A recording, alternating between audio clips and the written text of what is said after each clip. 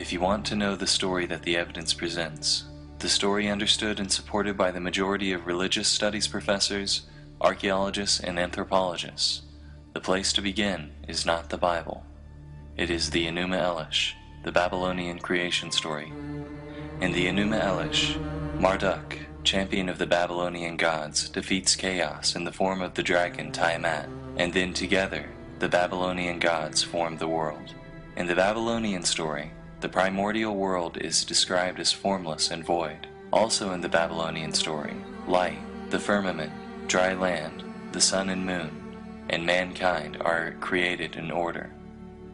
These details are important because, as we will see, 1,150 years later, when the Israelites are exiled to Babylon, these details become edited into both the book of Isaiah and the story of Genesis as its first chapter. It's my experience those who hastily make these type of facile claims do so because they have never read the Enuma. To start, the phrase formless and void doesn't exist in any of the Enuma tablets. That's an exaggeration. If you're going to take the position the Enuma is the Quelle of Genesis, it would be a much more coherent model to assume, due to the vast theological and demythologizing differences, that the author of Genesis is borrowing as a theological polemic contra Egyptian and Babylonian cosmology, as Gerhard Hassel has shown. Award-winning scholar Kenneth A. Kitchen is Percival and Brunner Professor Emeritus of Egyptology and Honorary Research Fellow at the School of Archaeology, Classics, and Oriental Studies at the University of Liverpool. As one well associated with Assyriology, he states in his treatment, which is far more recent than Armstrong's, quote, "The Babylonian epic Enuma Elish has been repeatedly compared with Genesis 1 through 2, but despite the reiterated claims of an older generation of biblical scholars, Enuma Elish and Genesis 1 through 2 in fact share no direct relationship. In terms of theme, creation is the massively central concern of Genesis 1 through 2, but it is a mere tailpiece in the Enuma Elish, which is dedicated to portraying the supremacy of the god Marduk of Babylon. The only clear comparisons between the two are the inevitable banalities, creation of the earth and sky before plants are put on the earth, and of plants before animals that need to eat them, and humans. It could hardly have been otherwise. The creation of light before the luminaries, and I should emphasize here the luminaries are created retrograde in the Enuma, is the only particularity that might indicate any link between the Hebrew and Enuma Elish narrative. But where did its earlier come from? Not known as yet. Thus, most Assyriologists have long since rejected the idea of any direct link between Genesis 1 through 11 and Enuma Elish, and nothing else better can be found between Genesis 1 through 11 and any other Mesopotamian fragments. To avoid being boring, I'm going to give a few quotations and leave the rest to the footnotes. John Walton, Ph.D., Hebrew Union College and Professor of Old Testament at Wheaton, states, quote, "D. Samira details the rejection of dependence on the Babylonian materials by such well-known Assyriologists as W. G. Lampert and W. Huabadi. Nevertheless, given the complexity of transmission of tradition and culture in the ancient world, literary dependence is extremely difficult to prove. The similarities between Genesis and Enuma Elish are far too few to think the author of Genesis was in any way addressing the piece of literature we know as the Enuma Elish. In reality, there is nothing that would lend substantiating credence to this belief. Alan Ralph Millard is Rankin Professor Emeritus of Hebrew and Ancient Semitic Languages, and Honorary Senior Fellow at the School of Archaeology, Classics, and Egyptology at the University of Liverpool. Quote, "All who suspect or suggest borrowing by the Hebrews are compelled to admit large-scale revision, alteration, and reinterpretation in a fashion that cannot be substantiated for any other composition from the ancient Near East, or in any other Hebrew writing. If there was borrowing, then it can have extended only as far as the historical framework, and not included intentional interpretation." End quote. David Toshio Samira is chairman of the Tokyo Museum of Biblical Archaeology and professor of Old Testament at Japan Seminary. He states, quote, "So Genesis 1 and Enuma Elish, which was composed primarily to exalt Marduk in the pantheon of Babylon, have no direct relation to each other. It is not correct to say the Enuma Elish was adopted and adapted by the Israelites to produce the Genesis stories. It is difficult to assume that an earlier Canaanite dragon myth existed in the background of Genesis 1 through 2. Richard J. Clifford, Ph.D., Harvard University, and professor of Old Testament at Boston College, states, quote, "Attempts to show that Genesis 1 is directly dependent on Enuma Elish cannot be judged successful." End quote. Specialist Ake W. Huabadi is Professor Emeritus of Sumerian at the University of Pennsylvania, and founder of the Pennsylvania Sumerian Dictionary Project. I will begin with the Babylonian Epic of Creation, Enuma Elish, and agree with Professor W. Lampert, a specialist in Assyriology, Near Eastern archaeology, and consultant for the Chicago Assyrian Dictionary, as well as a presenting member of the International Congress of Assyriology and Near Eastern Archaeology, that there is hardly any influence from that Babylonian text on the Old Testament creation accounts, end quote.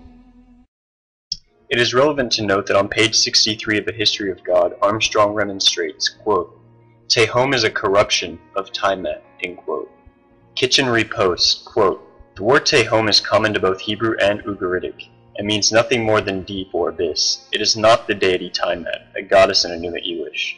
You see, as A. Heidel demonstrated in his classic work, and this is the same type of thing which the textual critic Charles Draper has said to me before, and the same consensus Gerhard Hassel has noted now exists. Tehom is masculine in Hebrew, and Tiamat is feminine. It makes much more sense to assume they share a common root, not that one is a corruption of the other, or that Tehom is etymologically dependent on Tiamat like Armstrong claims. And that's the same position which was held by Klaus Westermann from Heidelberg. It's the same one shared by W.H. Smith, chair of Old Testament at Vienna, and D.F. Payne from Queen's University, with Hassel citing others. Without taking your hermeneutic, I do agree there are echoes of chaos, conflict, restraint in some of the Hebrew poetry, but this notion is absent in the inanimate Tehom of Genesis. Based on these experiences, Jacob makes El Elyon his Elohim, which is a term from the Canaanite religion which meant Jacob was making El Elyon his primary god. The only way that the usage of this term makes sense is if Jacob believed that El Elyon was just one god of many, and that Jacob was committing to this one god in order to receive special protection. In other words, it becomes clear from the terms used in the God they worshipped that Abraham, Isaac, and Jacob were polytheists or pagans, just like their pagan contemporaries in Canaan and Babylon. The worship of El Elyon fades from the Hebrew text as we enter Exodus, where he is replaced by Yahweh, who is said to have rescued the Hebrews from slavery in Egypt. This one's also philologically irresponsible.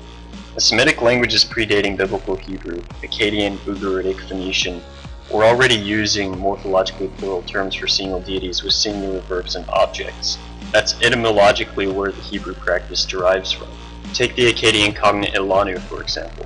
When in Genesis we read, Bereshit bara Elohim et hashamayim et haaretz, the singular verb bara dictates that the subject Elohim must be singular. In addition, it makes no sense propounding that the immaterial's use of Elohim implies that Semites in Jacob's time believed there were other deities on ontological par with Yahweh. You see, the term Elohim in Hebrew is not synonymous for gods or godhood. Yeah, Yahweh is called an Elohim over 2,000 times, but angels are also called Elohim, demons are called Elohim, and in 1 Samuel the disembodied human was called an Elohim. All the term Elohim refers to is a being which exists in the non-human realm. You're assuming it has to do with power or kingship or godhood or something of that nature, but that's not how the biblical authors cognized it. I completely agree the ancient Israelites believed in the existence of other Elohim which were created by Jehovah. Because Jehovah is called an Elohim, and because he is presented dividing the pagan gods among the nations and judging them and so forth, however, doesn't indicate the earliest material in the Bible was composed by pagans who believed Yahweh was equal with the gods he created, or that the authors of Torah considered El Elyon and Yah as separate deities.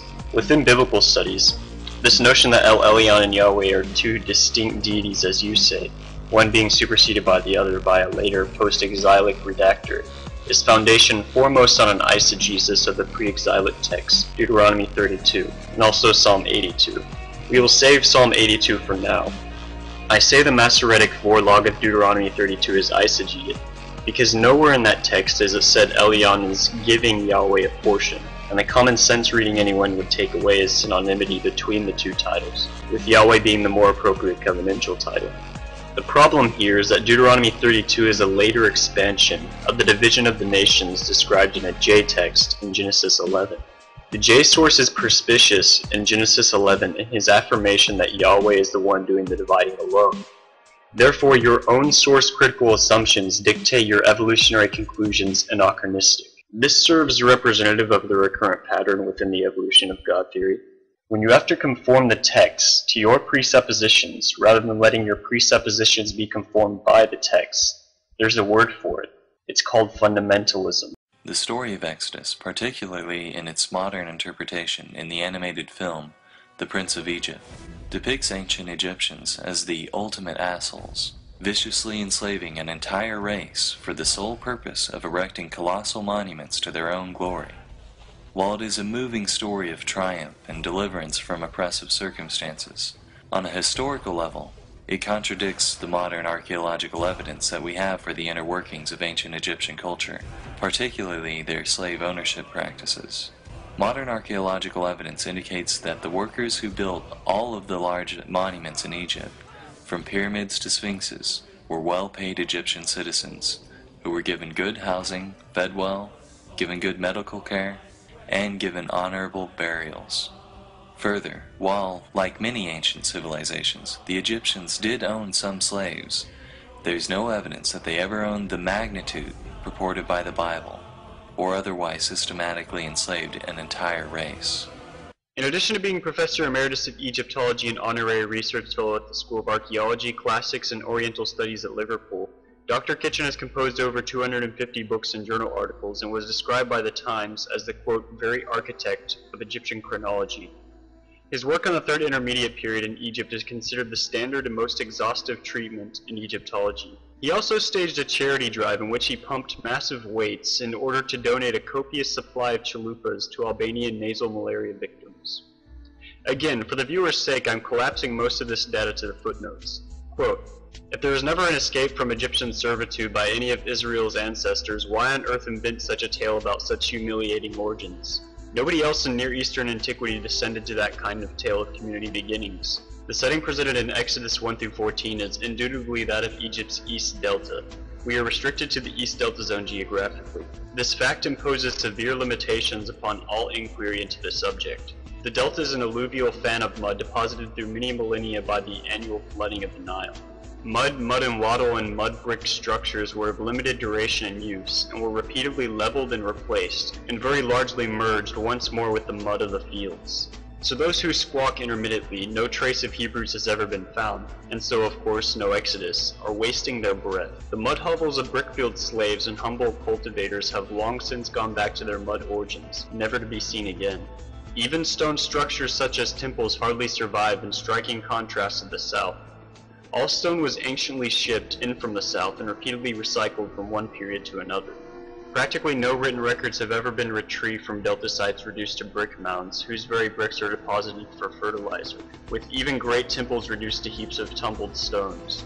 And in the mud, 99% of discarded papyri have perished forever. A tiny fraction of late date have been found carbonized, like some at Pompeii. A tiny fraction of reports from the East Delta occur in papyri recovered from the desert near Memphis.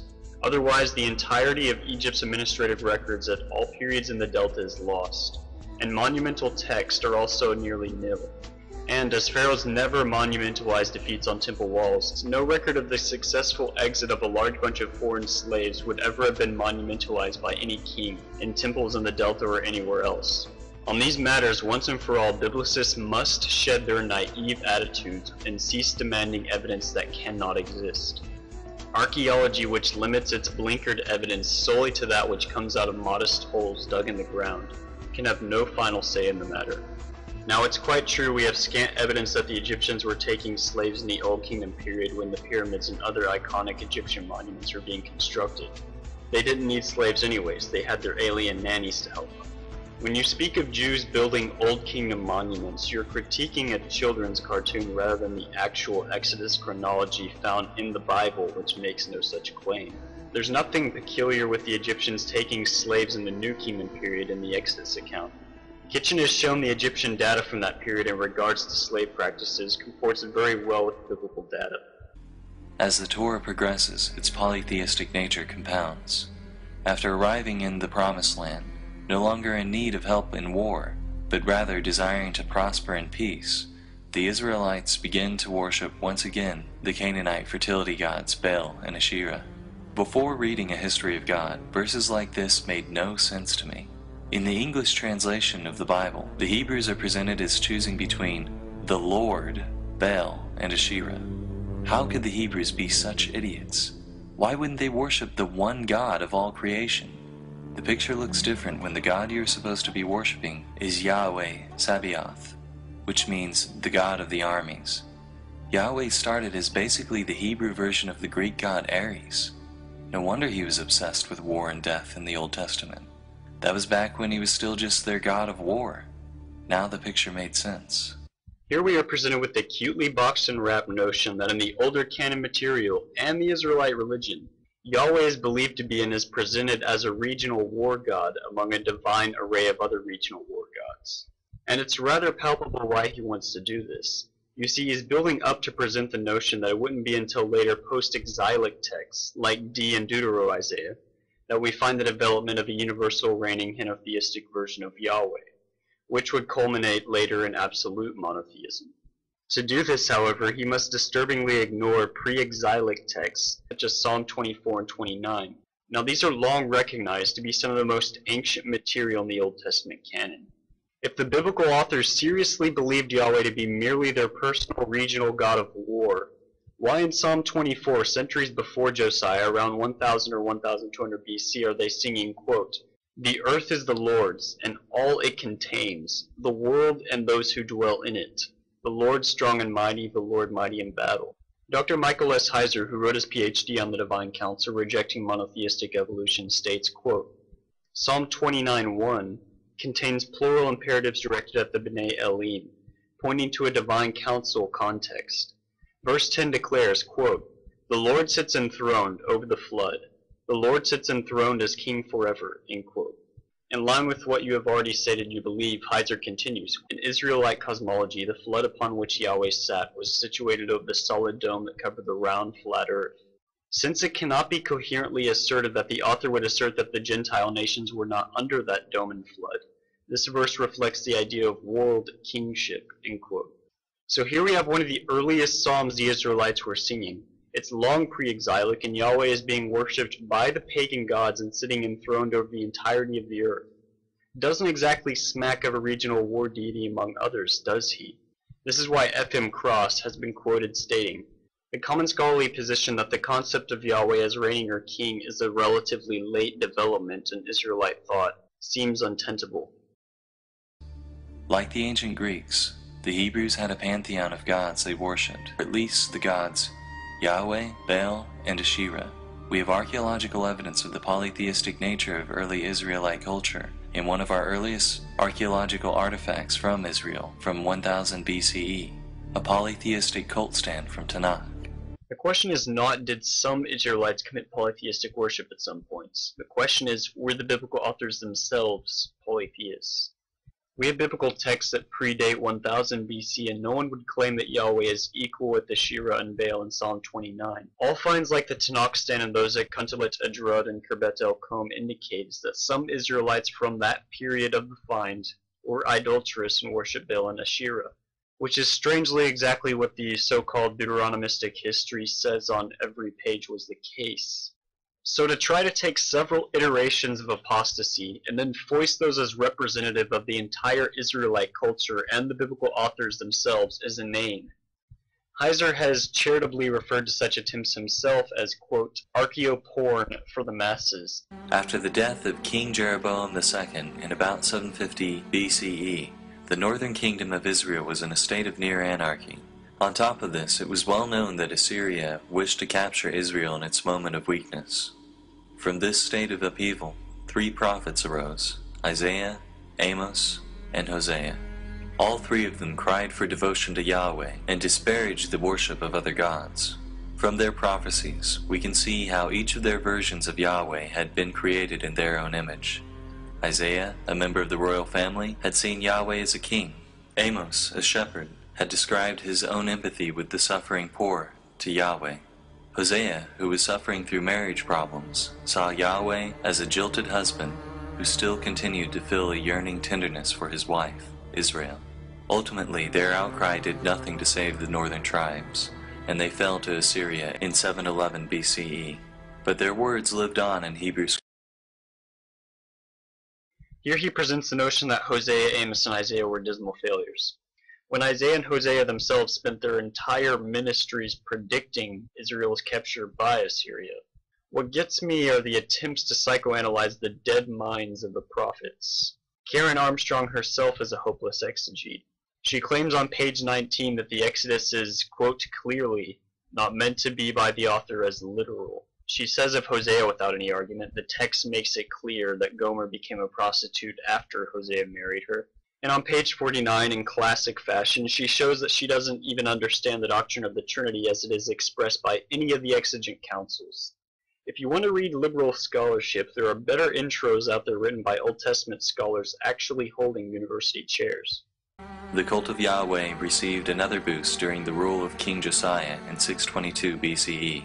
Unlike his predecessors, who welcomed an open pagan vision, Josiah was a strict Yahwist. In Deuteronomy, a strict and permanent covenant to Yahweh, as well as a complete rejection of other gods, is established. It is commanded of the Hebrews that they tear down the altars and smash the idols of other gods. In response to the discovery of Deuteronomy, Josiah and his court implemented merciless reforms that officially established Yahweh as the official God of Judah. Interestingly, despite the enforcement of this strict devotion to Yahweh, monotheism was still not established. The evidence of Deuteronomist passages like, "You shall have no other gods before me," indicates that even Josiah still believed in the existence of other gods. This was still polytheism. It was just a vicious form of monolaterous polytheism that vehemently rejected the worship of the other gods. But the stage was set. A new author, who scholars call Second Isaiah, arose, and his words were appended to those of the first Isaiah. "I am the first, and I am the last. Besides me, there is no God." Monotheism was born. From this new monotheistic culture, the priestly source P arises. Israelite history is rewritten once again. Exodus is rewritten by P to say that the El Shaddai worshipped by Abraham and the Yahweh worshipped by Moses were the same God. Any references to El Elyon are explained by P as merely different names for Yahweh. The entire book of Leviticus is authored. The Torah is rebranded by P to look as if it had always been monotheistic. In 600 BCE, the God of Western monotheism, the God of Judaism, Christianity, and Islam, was born.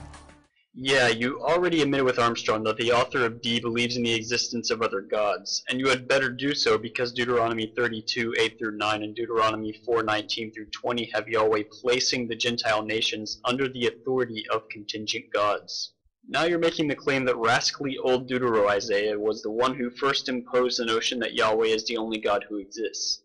Your evidence that Deutero-Isaiah believed and promoted the existence of only one God is Isaiah 44:6.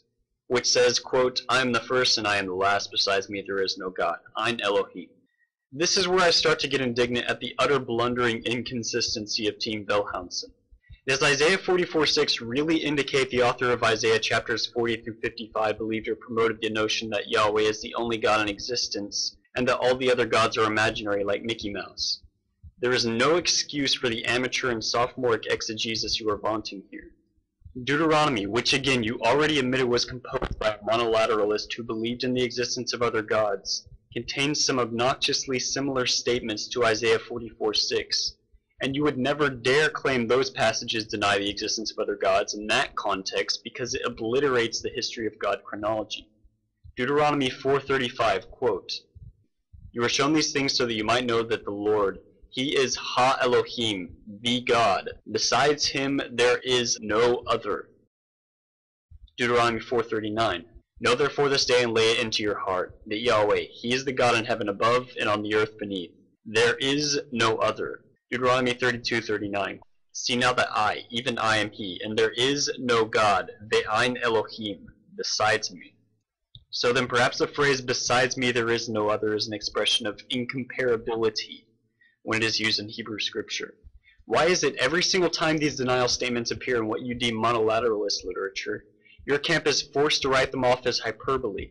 But when it comes to 2nd Isaiah, where you have an agenda to make them some monotheistic reformer, these exact same denial statements instantly become literal. Let's go back to the Deutero-Isaiah material. Isaiah 47:8. Here Babylon is speaking of herself. "I am, and besides me there is no other."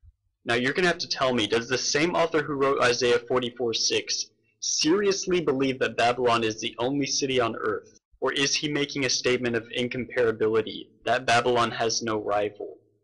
Or how about Zephaniah 2:15, where we find the exact same claim of Nineveh? Do I really need to develop some conspiracy theory about how in the development of Israelite religion, Jews evolved from believing the existence of multiple cities to imposing some strict cult of monotheism? No, your hermeneutic must be consistent.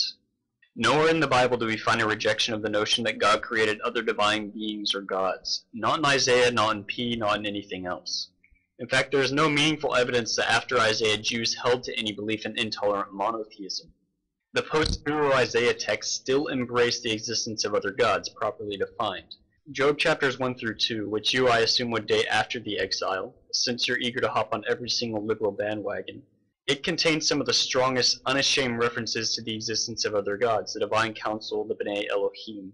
Michael Heiser once asked Peter Machinus, who's an expert on Deutero-Isaiah from Harvard, why is it that if 2nd Isaiah denied the existence of other gods, does it still contain traces of the divine council? And why the Qumran community, by the close of the canon, strongly embraced the existence of other gods in their text and theology nearly 200 times. Machinus was honest, he had no answer. So I want to put this to you, why is it that the Hellsgemeenschaft at Qumran and Jesus himself in John 10:34 expressed perspicacious belief in the existence of other literal gods? Did they miss Josiah's memo? Psalm 82, which Jesus affirms in defense of his deity, is considered late, mainly because of its placement in Book 3 of the Psalms, and its use by Deutero-Isaiah. Its blatant and unashamed reference to a pantheon over which Yahweh presides must be explained, since by this time Israelite religion is said on your view to have evolved to an exclusivistic monotheism which denies the existence of the divine council. Yeah, the history of God stuff makes for a sexy story, but as a hermeneutic, it's about as elegant as a shaved gorilla. It's a sheol of a lot easier to just believe that the whole of the Bible, both Old and New Testament, affirm the existence of other literal gods created by Yahweh, and that this idiotic view that God didn't create any other deities was graciously gifted to us by our Jewish friends in post-Christian centuries and their cute little polemics against the deity of their own Messiah.